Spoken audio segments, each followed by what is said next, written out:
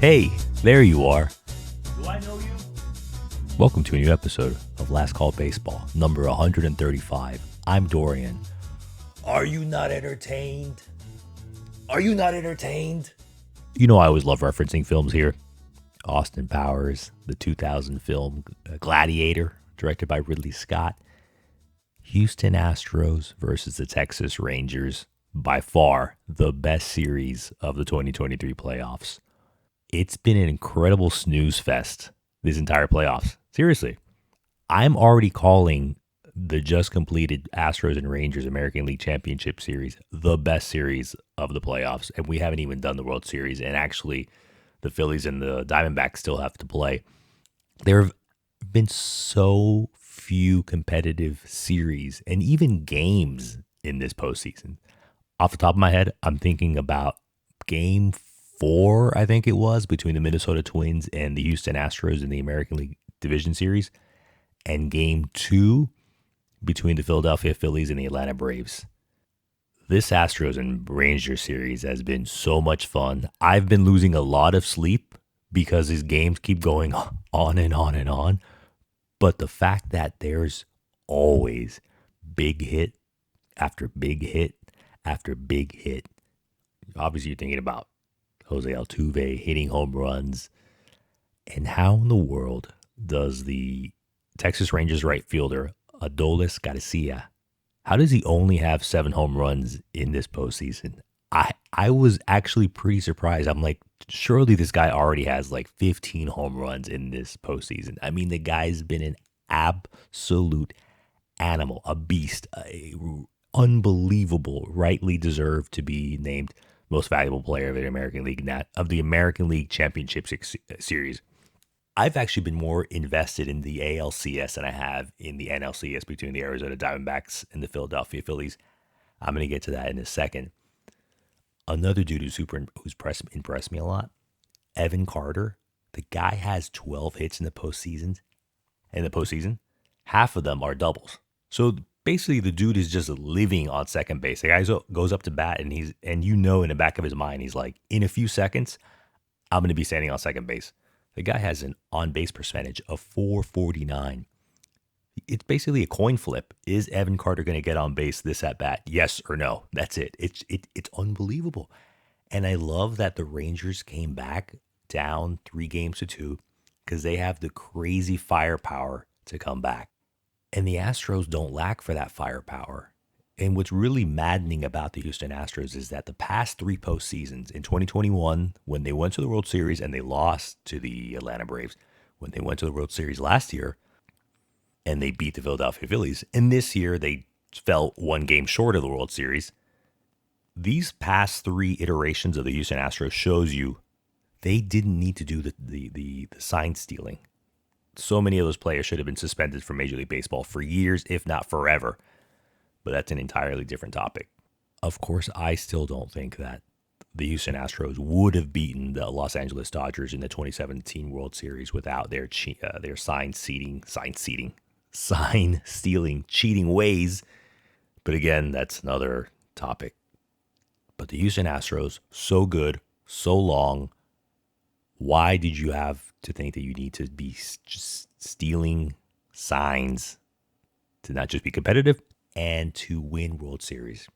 On the other side of the bracket, the Philadelphia Phillies. Philadelphia has the most electric atmosphere in the playoffs, better than the American League Championship Series that they've offered from a game experience. Obviously, I am not a fan of the Phillies, but I enjoy seeing how they just plow through the last 2 postseasons in the National League. And you know what I haven't noticed in other podcasts I listen to and articles you read online? No one is talking about the 3 true outcome. It's like how the 3 true outcome is killing baseball, that there's only, if you go up to bat, you're either going to hit a home run, you're going to walk, or you're going to strike out. There's not a lot of action going on when there's a walk or a strikeout. A home run, of course, but the 3 true outcome seems to be working just fine for the Philadelphia Phillies these past 2 postseasons. As it's been said, Bryce Harper and Kyle Schwarber have both hit 11 home runs. combined in the past two World Series postseasons, they've each hit 11 home runs if you add up 2022 and 2023 postseason. But what I didn't like, I like a good trash talker here and there. But I think the Phillies are just going way overboard. They're getting high on their own supply that, oh my God, we're the biggest, we're the baddest, we're going to talk all this nonsense when it wasn't Bryce Harper, it was the Phillies backup catcher was talking nonsense, Garrett Stubbs, when they were playing out in Arizona. He was like, quote, I've seen that pool before, so I know exactly where it is. If we take two here against Arizona, we'll be beelining it for the water, end quote. Stubbs obviously saying that the Phillies were up, and if they had won two games in Arizona, they would have clinched the National League pennant and gone to the World Series. That obviously didn't happen. Now they're playing in Philadelphia for Game 7. That type of nonsense is like, all right, guy, first off, you're the backup catcher, and enough with the trash talk from the Phillies. It's like I think you have a quota of just nonsense talking, and you have filled it for 2023. If you guys go on to the World Series and win, congratulations to you. Slow golf clap, but stop with the nonsense of, oh, we're going to go be swimming in their pool over at, what is it, at Chase Field, I think it's called. Man, Bryce Harper has been a freaking animal in this World Series, in his postseason. He's been on base 23 times. He has 12 hits, 10 walks, and he's only struck out 10 times. Again, 3 true outcome. No one's talking smack about 3 true outcome anymore when the Phillies are rampaging through the postseason. All of a sudden, 3 true outcomes are just back in style. It reminds me when you're in high school when they do that, the theme days or week, the decades week, like the Throwback decades week, I think it is. I think most schools have it. I don't mind they did, where the freshmen have to come in dressed as like 1950s. The sophomores have to go in dressed as if they were from the 1960s. The juniors come in dressed up as coming out from the 1970s. And the seniors, of course, always have that cool decade. And so they usually get the 80s. But I think now with a younger generation, they probably their throwback is the 90s. And they're just probably borrowing clothes from mom and dad just to go to school. Like, your Nirvana t-shirt. I don't know if the Phillies are going to go to the World Series, and even if they do, if they're going to win it. I've been impressed by the Phillies bullpen, but I think they're also like starting to wear down because besides some guy, I have no idea who this is, some guy named Gregory Soto and Craig Kimbrell have been pretty average or bad in the postseason. The rest of the Phillies relievers have been really good, but I think we're at a point where maybe the Phillies bullpen may be their Achilles heel again. Are you looking forward to an Astros and Phillies rematch? What am I talking about? No, scratch that. I am partially happy that we're not going to see a rematch between the Houston Astros and the Philadelphia Phillies in back-to-back World Series. If I had seen that, I would personally be rooting for aliens to come and invade us. Kind of half joking. Because the last time we had back-to-back World Series with the same teams, 1977, 1978, the LA Dodgers and the New York Yankees played in the consecutive seasons. Congratulations to the Texas Rangers for coming back from down 3-2 to win 2 consecutive games on the road. And I am actually most excited to see at least 4 more games of Adolis García just demolish the ball. I see him and I'm like, I just have like little hearts in my eyes and I'm like, oh, if only Ronald Acuna Jr. had performed like that in this postseason, the Braves would be this deep. The Braves would be playing in the National League Championship Series versus the Diamondbacks and not sitting at home on hunting season and checking up on your stocks.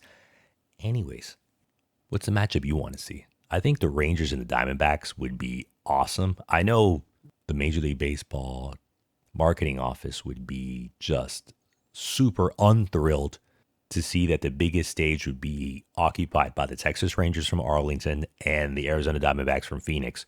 But I don't give 2 poops what the Major League Baseball office in New York thinks, because they want Philadelphia and that big TV market in the Mid-Atlantic. As I told you just a few minutes ago, I've actually been losing sleep, staying up watching the Houston Astros and the Texas Rangers. I'm like, guys, let's get this game over with because I need to go to sleep. But I've lost sleep. And I'm going to make it up after the World Series is over. It's been a lot of fun. I can't wait to see the World Series starting on Friday against either the Texas Rangers against either Arizona Diamondbacks or the Philadelphia Phillies. And yeah, that's really the main reason I haven't been recording, because every night I'm like, oh, I'm going to record tonight. No, there's a baseball game going on, and the ALCS, no, the ALCS is on. Of course, I'm going to watch that, and then I'm too tired to record. I'm here, and so is a little bit of a drink in my belly this week while I was watching some baseball and thinking about this podcast. I have a Derby. Do you say Derby or Derby? I prefer to say Derby. Derby hook. It's like the Kentucky Derby. No, it's the Kentucky Derby. Never mind.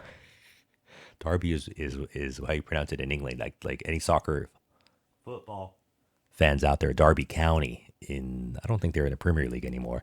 I'm drinking Derby Hook. It's a historical beer. I didn't say that. That's how they name it. Derby Hook. It's a historical beer, Kentucky Common, from a good American local brewery called Seminar Brewing in Florence, South Carolina. This Derby Hook is a good fall beer. I think I can already feel the hair on my chest start to grow. Here's my last thought about the playoffs before we go to the World Series. What doesn't make me feel good is the playoff schedule, the playoff TV schedule of Major League Baseball. You compare it to the big, bad 800-pound gorilla in the room, the National Football League. All of the NFL playoff games are shown on Fox, CBS, NBC, and there is one NFL playoff game on ESPN. What does that mean? Fox, CBS, NBC are all the free over-air channels. That means you don't need to be subscribed to cable. You don't need to sign up for some ridiculous streaming app. It's just there. You can literally take a television out of a box, plug it in, put your rabbit ear antennas over it, theoretically, and you watch NFL playoff football all throughout January. You can't do that with Major League Baseball. Only some of Major League Baseball playoff games are free over the air when they show it on Fox. Everything else is you have to have cable. What is it? TBS, FS1, ESPN.